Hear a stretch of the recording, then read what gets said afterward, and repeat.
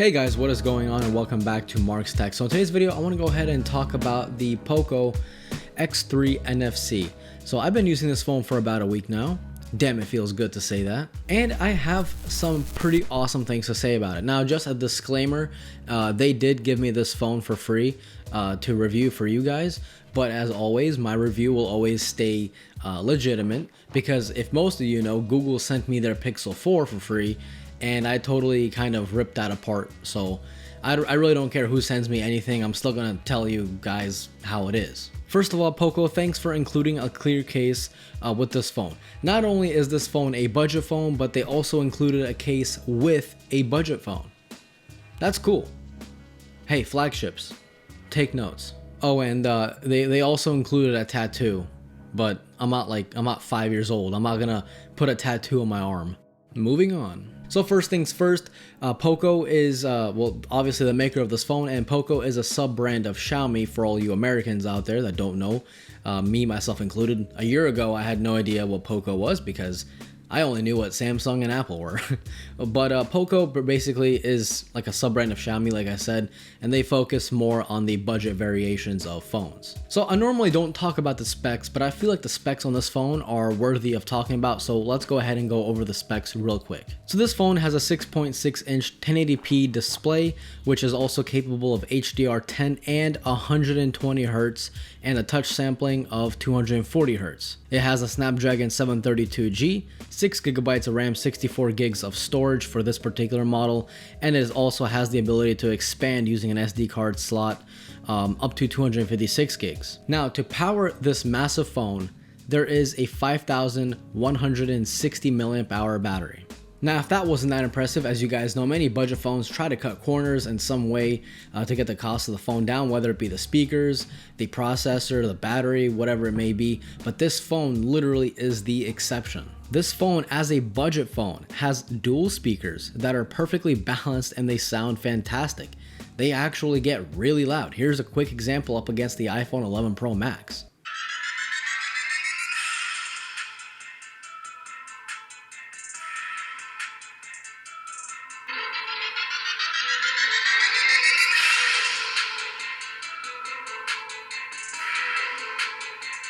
The cameras, as you guys are looking at right now, are also pretty damn good if I do say so myself. These cameras for a budget phone, come on.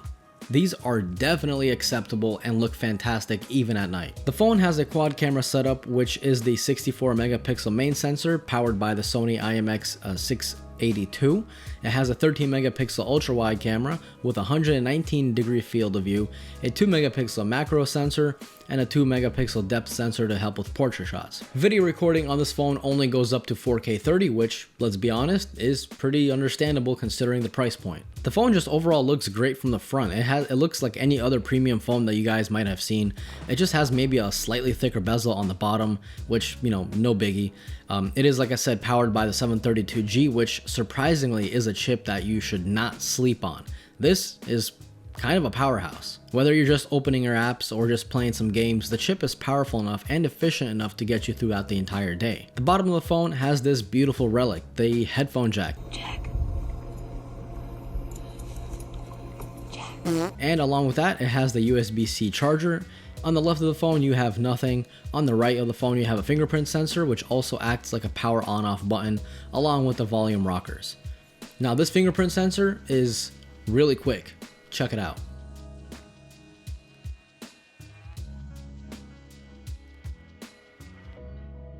The one thing I'm not really a fan of is the camera array. It's not exactly the, how do I put this? It's not exactly the prettiest from the back. That's what she said. But I mean, really, I never look at the back of the phone when I'm using the phone anyway, so I don't really care. It just looks a little weird, to be honest. So 120 Hz and 5,160 milliamp hour battery. When I first saw that in one sentence, that's it.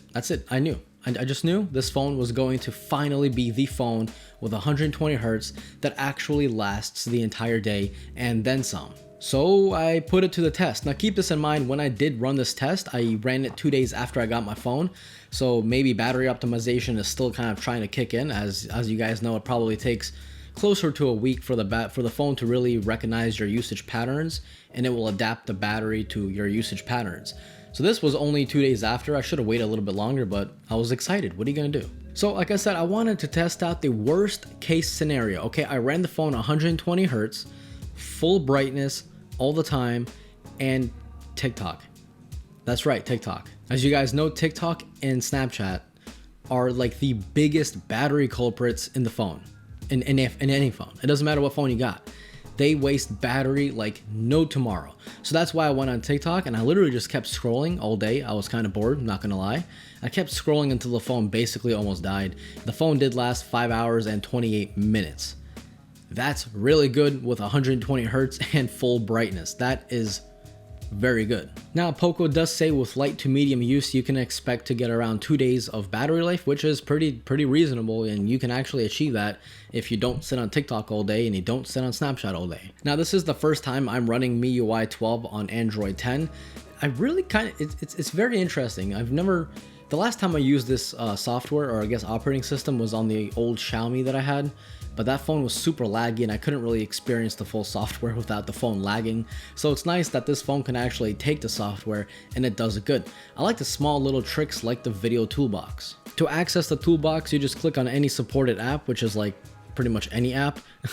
And this will give you the option to quickly record or screenshot what you're doing, as well as customize the sound clarity of the video if you wanted that extra boost to someone's voice. You can even bump the volume by 3 if you're already at full volume, and you can also do a floating app, which then you can relocate to any corner of the screen, and then when you're done using it, you can simply just slide it away or flick it down to open it up in full screen. The back gesture is a cool one as well. If you flick back, you will just go back like you normally do.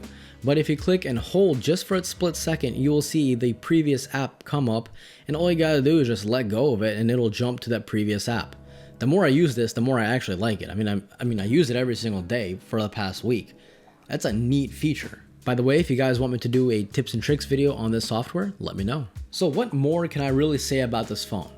I mean, just look at it. Dude, does this phone look budget to you? Well, maybe the back of it does. But honestly, I don't want to overhype it. Okay, you guys already know if you are interested in this phone or not. I'm not going to tell you what to do.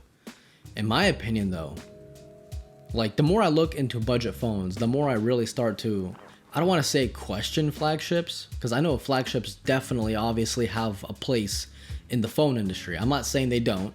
I'm just saying, for those of you that really want that newest Samsung or the newest OnePlus or the newest iPhone, you don't need it. I mean, this phone, as you guys saw in the speed test really quickly with the iPhone, this phone is quick, man. It's super quick. And the cameras, again, the cameras you guys saw, does that look budget to you? I mean, don't get me wrong, if you zoom in all the way, yeah, guess what? You might have a little bit of noise and it probably won't look as sharp as the Galaxy, with the $1,300 Galaxy Note 20 Ultra or the $1,300 iPhone 11 Pro Max. I get that.